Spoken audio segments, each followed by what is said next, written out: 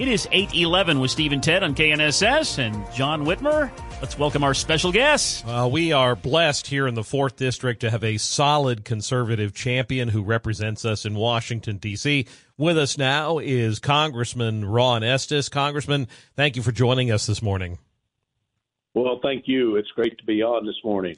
Ron, the U.S. House of Representatives passed a bill Wednesday that would require individuals registering to vote to require proof of citizenship to participate in federal elections. This seems like such a no-brainer to me. You have to have vote ID to cash a check, to open a checking account, to buy alcohol. There's just so many. The list of things that require ID goes on ad nauseum, and yet the vast majority of, I think, your entire I think there were a few Democrats who voted with you, but the bulk of the Democrats voted against this.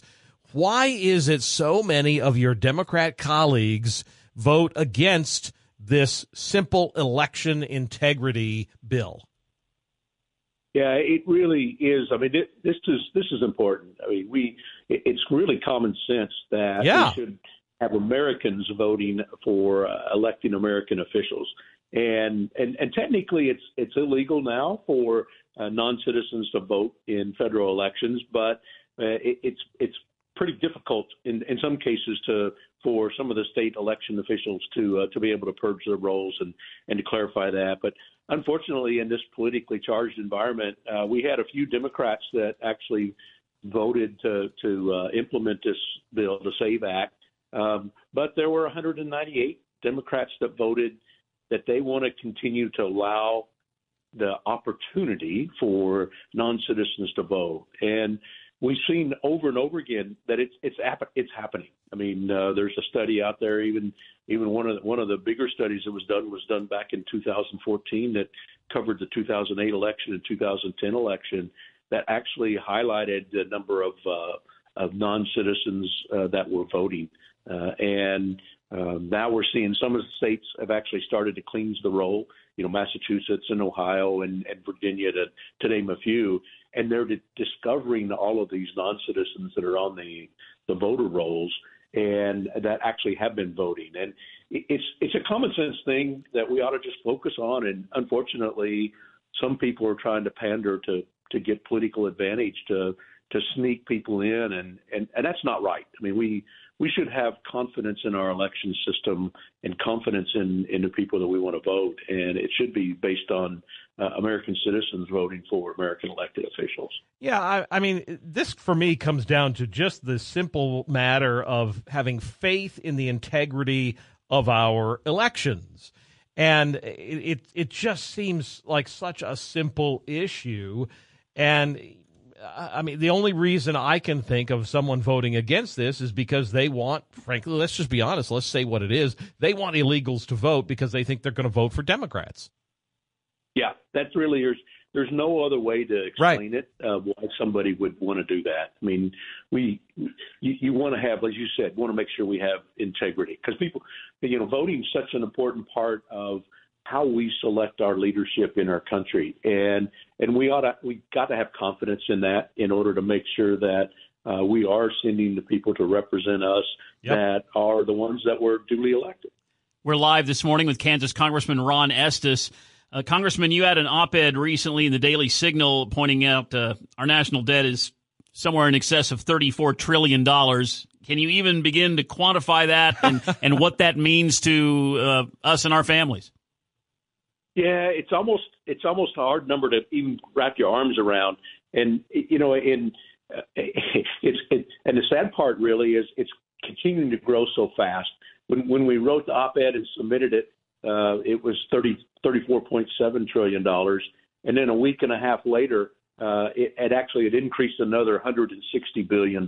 So it's every second there's another $100,000 that's borrowed.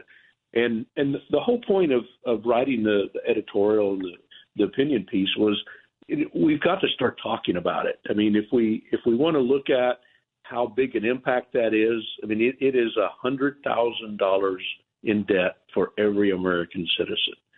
So you think about that, that's got to be paid back by everybody that's alive today.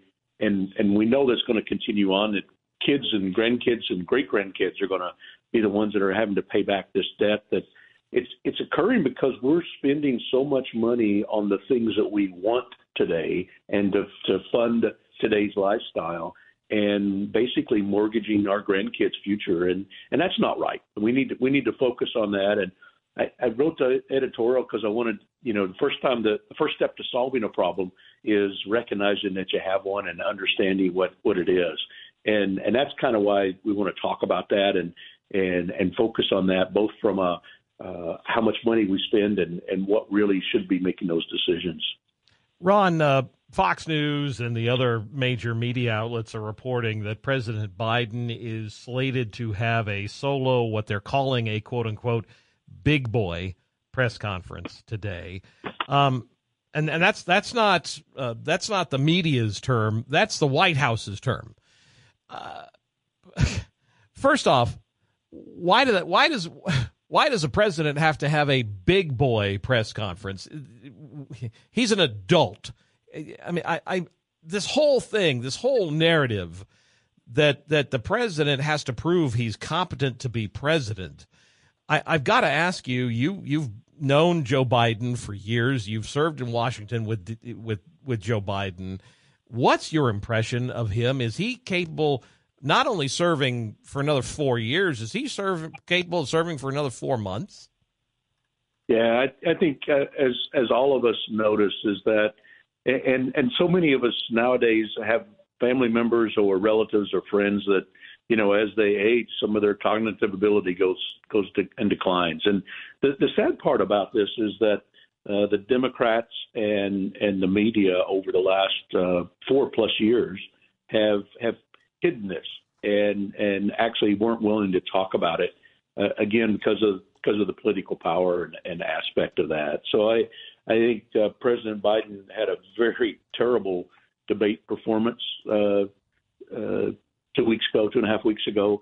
It actually was worse than I expected him to do in that debate, and it really does raise questions about who should the Democrats have as their standard bearer to reflect the best of the Democrat Party running to lead the country. Yeah, well, the emperor has no clothes, and I think it's finally been exposed. The problem they have is who and what can they replace him with, and even if they can.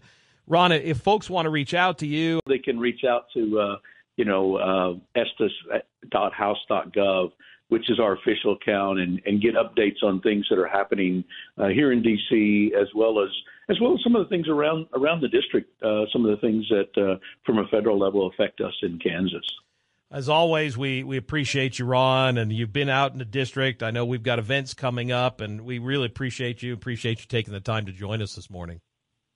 Well, great. Well, thank you both for letting me be on, and we'll look forward to talking to you again.